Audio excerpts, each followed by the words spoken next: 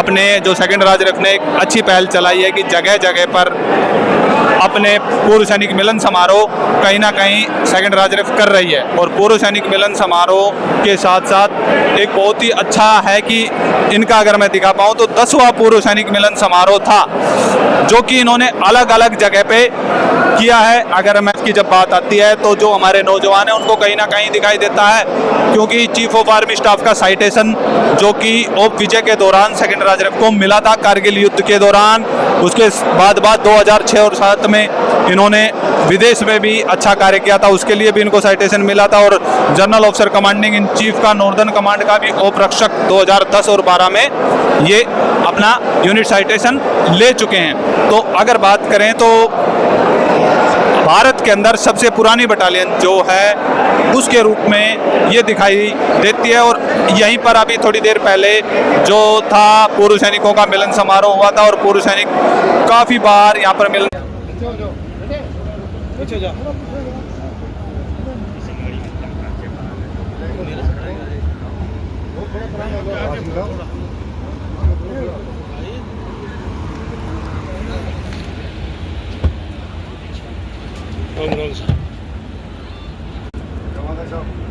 चलो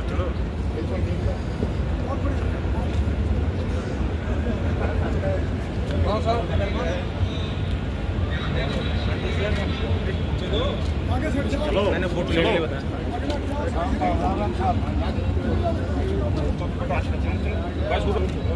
ओ भाई साइड हो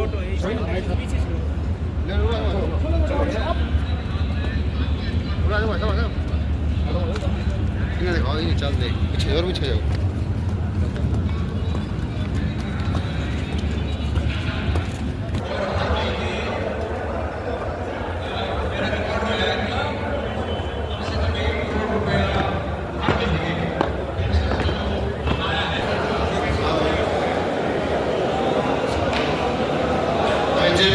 आपके बीच में विकास में जनरल के प्रधान साहब, जिसका आपको बहुत देर से इंतजार था, बेसब्री से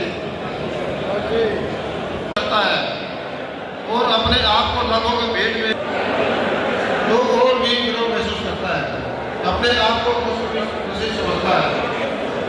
तो राष्ट्रपिता राजपथ कुछ आदर्शों संघर्ष भाईचारा में हर मोर्चे पर अग्रणी व हमेशा से कुछ प्रयास में गुजरने में तैनात है, उनका प्रोत्साहन करना, उनका जोश बढ़ाना, ये सब हम मिलकर कर सकते हैं।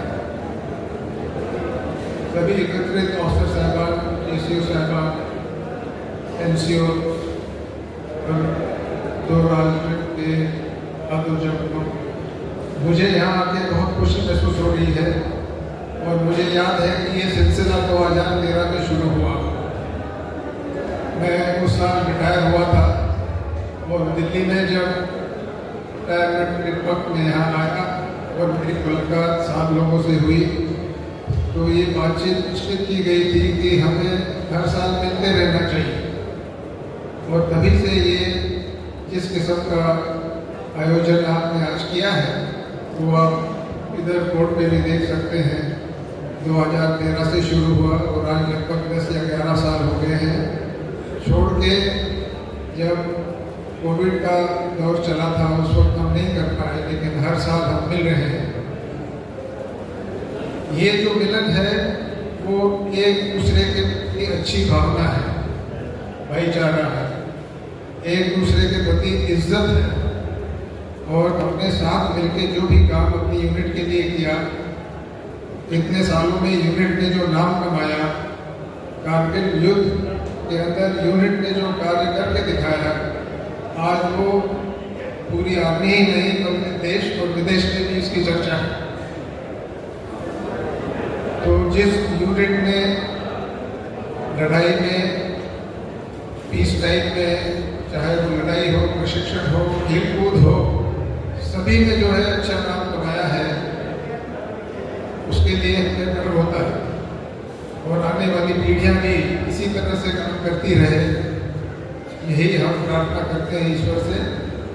और आप लोगों ने जो एक उदाहरण प्रस्तुत किया है फौज में रहते रहते, यूनिट में रहते रहते उसको कायम रखा जाए और आगे चल के उसे और भी अच्छा किया जाए, यही मनोकामना है।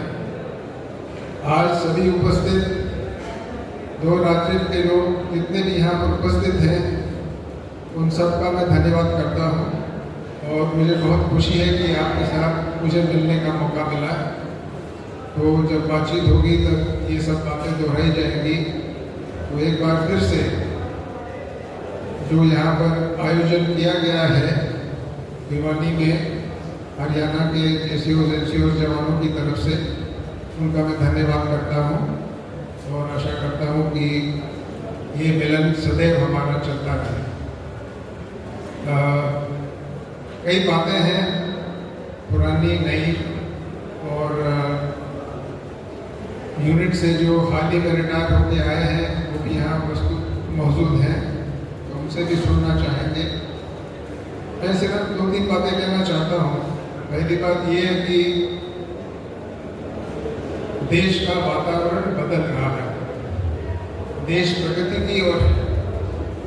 आज अपने देश की पहचान विदेश में, पूरी दुनिया में है। और मैं ये भी कहना चाहता हूँ कि जो देश ने प्रगति की है उसमें हमारी भारतीय सेना का बहुत बड़ा योगदान है। अपनी सरहदों की सुरक्षा करना, लोगों में भाईचारा पैदा करना, लोगों की मदद करना, आतंकवाद से निपटना, और चाहे जो भी टास्क फोर्स को मिला है उसने बड़ी अच्छी तरीके से निभाया है। आज दुनिया के 30 से 40 देश ऐसे हैं जो हमारे साथ ज्वाइंट ट्रेनिंग कर रहे हैं।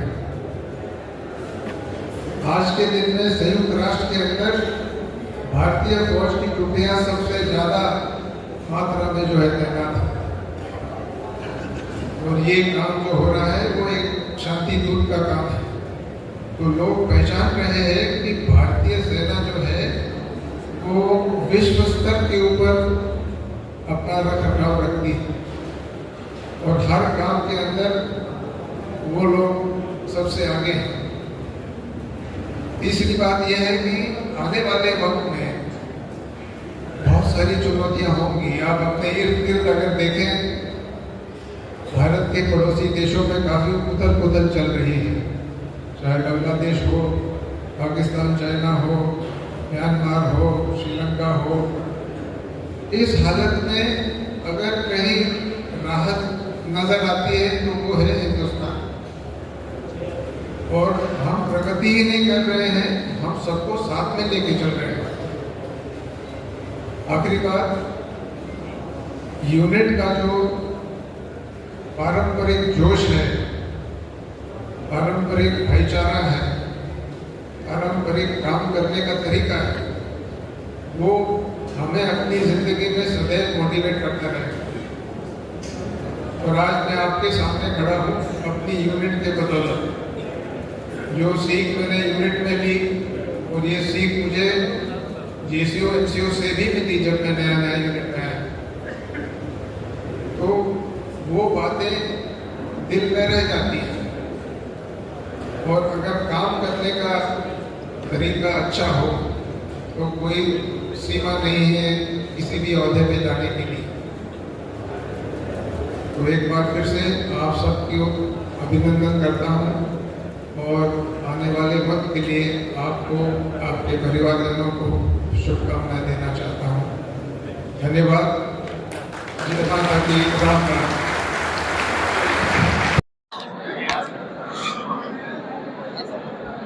मुझे सवाल, आज पहुंचे हैं 10वां जो सैनिक सम्मान समारोह करना चाहिए, कौन से किस तरीके से करना चाहिए? युवाओं के लिए मेरी अपील है कि देश तरक्की कर रहा है और आने वाले समय में बहुत सारी चुनौतियां पड़ेंगी देश के लिए।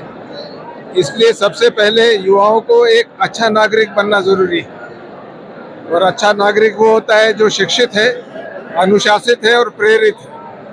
तो शिक्षा, अनुशासन और प्रेरणा जो है, इसको अपनाएं युवा, और आगे चल के जो है इन्होंने ही देश का नेतृत्व करना है। मैं समझता हूँ कि जो भी उपलब्धियाँ देश को भी मिली हुई है उनका फ़ायदा उठाएं, अच्छी पढ़ाई करें, अच्छी नौकरी करें, मेहनत करें और अच्छा जोश रखें साथ में। खास करके हरियाणा के जितने युवा हैं उनके लिए मैं कहूँगा कि हरियाणा ने देश के लिए बहुत सारी उपलब्धियाँ प्राप्त की हैं, चाहे खेलकूद में हो, चाहे और किसी भी इन्वायरमेंट में हो। तो जो भी कार्य वो कर रहे हैं वो देश को एक अच्छा नाम दे रहा है और आने वाले वक्त में भी इसी तरह देते रहे, यही मेरी एक उनके लिए आह्वान है। सर, आज 10वां जो सम्मान समारोह किया गया है, किस तरह से देख रहे हैं जो लगातार 10वीं बार जो सम्मान समारोह किया गया है? तो ये दो राजरिफ जो है, राजपुताना राइफल अपनी फौज की सबसे पुरानी रेजिमेंट है और दो राजरिफ जो है राजपुताना राइफल की सबसे वरिष्ठ बटालियन। तो हमारा जो यूनिट के अंदर भाईचारा रहा है हमेशा, चाहे वो लड़ाई के क्षेत्र में हो, चाहे पीस टाइम हो, चाहे आतंकवाद से निपटने के लिए हो, जो भी कार्य किया है वो सब एकजुट करके किया है। और ऑफिसर्स के बीच, जवानों के बीच, जेसीओज एनसीओज के बीच में एक बहुत अच्छी समझ है, सूझ है। और यहाँ तक कि इस यूनिट के एनसीओज और जवान वो खुद सारे जिम्मेवारियाँ उठाने के काबिल है, अफसर के ना रहते हुए भी वो पूरा काम कर सकते हैं। तो ये एक आकर्षण है हम लोगों के बीच में जो हमें साथ में लाता है। हर साल हम मिलते हैं अलग अलग प्रदेश में और हम अपनी जो साथ में हमने काम किया है, जिस तरह से मेल मिलाप रखा है, उसी को बढ़ावा देते हैं। और आने वाली जो पीढ़ियाँ हैं, आने वाले जो फौज के अंदर सिपाही है, सैनिक है, उनके लिए ये एक प्रोत्साहन का मामला है।